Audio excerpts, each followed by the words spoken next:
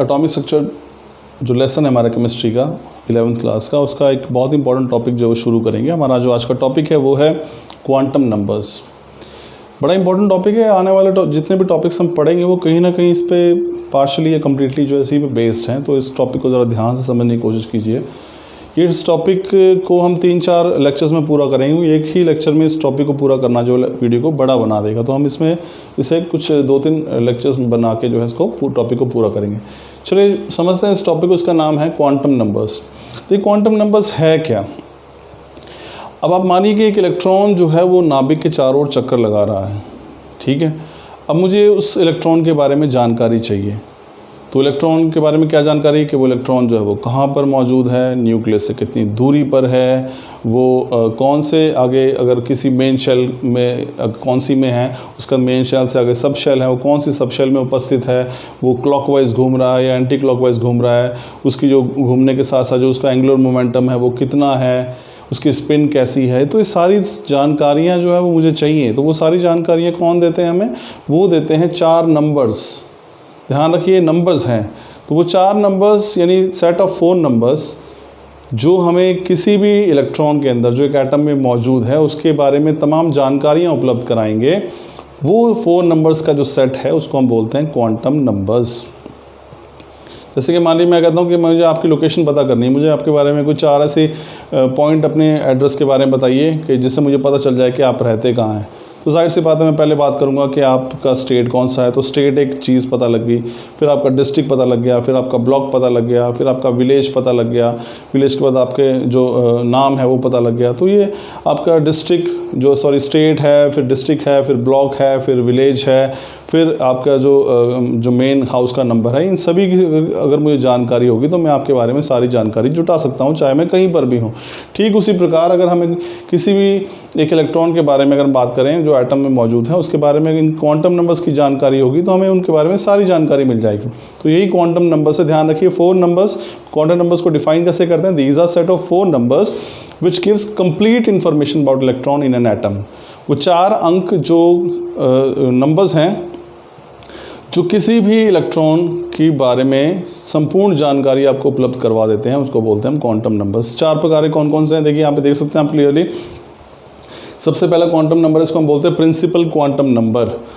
तो इसको हम n से, छोटे n से दर्शाते हैं। ध्यान रखिए प्रिंसिपल क्वांटम नंबर इसको हम n से दर्शाते हैं। फिर हमारे पास दूसरा जो है क्वांटम नंबर है उसका नाम है एजीमुथल या फिर एंगुलर मोमेंटम क्वांटम नंबर, इसको हम L से दर्शाते हैं। तीसरा हमारे पास है मैग्नेटिक क्वांटम नंबर जिसको हम m से दर्शाते हैं। और चौथा है स्पिन क्वांटम नंबर, इसको हम s से दर्शाते हैं। तो ध्यान रखिए स्टूडेंट्स, 4 क्वांटम नंबर्स कौन से हैं? प्रिंसिपल क्वांटम नंबर n से डेजिग्नेट किया जाता है, एजीमुथल या एंगुलर मोमेंटम क्वांटम नंबर जिसको हम किससे डेजिग्नेट करते हैं? L से। तीसरा है मैग्नेटिक क्वांटम नंबर जिसको हम m से डोनेट करते हैं।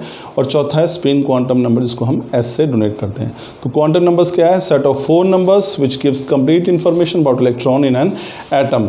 कौन कौन से? Principal, azimuthal, magnetic and spin quantum number. चलिए अब आज हम यहाँ इस टॉपिक में पहले बात करेंगे सिर्फ और सिर्फ प्रिंसिपल क्वांटम नंबर के बारे में कि इसमें आपको क्या चीज़ ध्यान रखनी है कि उस प्रिंसिपल जो भी हम क्वांटम नंबर पढ़ रहे हैं उसको हम किस से डेजिग्नेट करते हैं, उसकी वैल्यूज़ क्या क्या हो सकती हैं और उससे हमें क्या क्या जानकारी मिलती है। चलिए हम स्टार्ट करते हैं प्रिंसिपल क्वांटम नंबर से। This is principal quantum number. इसको डेजिग्नेट किया जाता है n से, स्मॉल n से।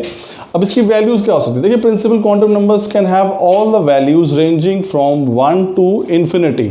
जो प्रिंसिपल क्वांटम नंबर है उसकी वैल्यूज़ 1 से लेकर इन्फिनिटी तक हो सकती हैं। लेकिन ध्यान रखिए कि आज के टाइम पे अगर हम बात करें हमें सिर्फ 7 वैल्यूज़ ही नोन हैं।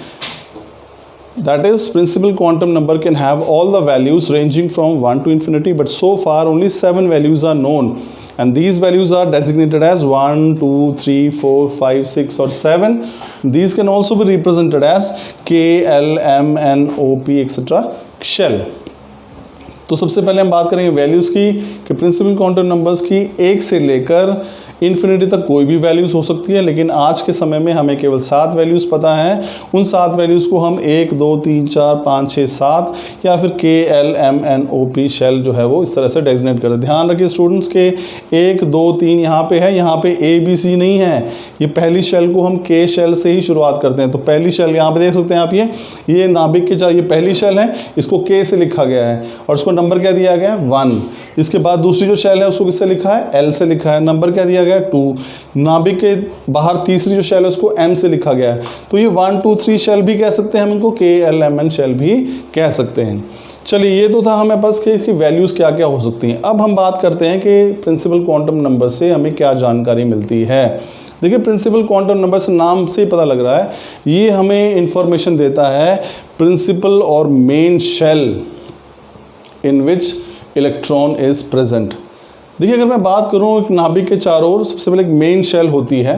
जैसे एक पूरा घर अगर मैं बात करता हूँ तो गांव में बहुत सारे घर हैं, तो सबसे पहले तो अगर मुझे आपके घर पे पहुँचना है तो मुझे पता लगे आपका घर कौन सा है। तो जो आपके घर की जानकारी है वो वास्तव में प्रिंसिपल क्वांटम नंबर से आप उसकी तुलना कर सकते हैं। तो सबसे मेन शेल, देखिए मेन शेल ये K है, इसमें आगे और सब शेल हो सकती हैं, उसकी हम बाद में बात करेंगे। इसमें भी आगे सब शेल हो सकती है, वो हम नेक्स्ट उससे बात करेंगे। तो जो मेन शेल है, जो मेन घर है, वो यहाँ से पता चलता है प्रिंसिपल क्वांटम नंबर से। तो प्रिंसिपल क्वांटम नंबर आपको ये जानकारी देता है कि किस मेन शेल में इलेक्ट्रॉन मौजूद हैं। दूसरी जानकारी क्या मिलेगी, it gives idea about energy of the electron और energy of the main shell. तो एनर्जी देखिए, अगर यहाँ पे ध्यान रखिए कि दूसरी जानकारी जो हमें प्रिंसिपल क्वांटम नंबर से मिलती है वो है एनर्जी।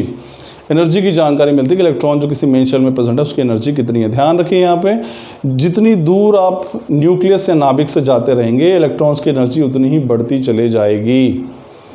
तो अगर मैं कह रहा हूँ कि इलेक्ट्रॉन K शेल में मौजूद है उसकी एनर्जी कम है, अगर इलेक्ट्रॉन L में मौजूद है उसकी एनर्जी ज़्यादा है, इलेक्ट्रॉन M में मौजूद है उसकी एनर्जी और ज़्यादा है। तो जैसे जैसे किसी प्रिंसिपल शेल की दूरी बढ़ती चली जाएगी वैसे वैसे उससे जुड़ी हुई ऊर्जा या एनर्जी जो है उसकी वैल्यू भी बढ़ती चली जाएगी। तो मैं बात कर रहा हूँ अगर M में इलेक्ट्रॉन की किसी प्रिंसिपल शेल में और मैं बात करता हूँ K, तो जाहिर सी बात है एनर्जी किसकी ज़्यादा होगी, जो M में उपस्थित है, क्योंकि इलेक्ट्रॉन जितनी दूर होंगे न्यूक्लियस से उनकी एनर्जी उतनी ही अधिक होगी।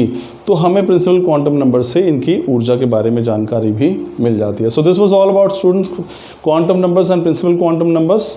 ये था हमारा टॉपिक। नेक्स्ट टॉपिक में हम पढ़ेंगे एजीमुथल क्वांटम नंबर्स के बारे में। Thank you.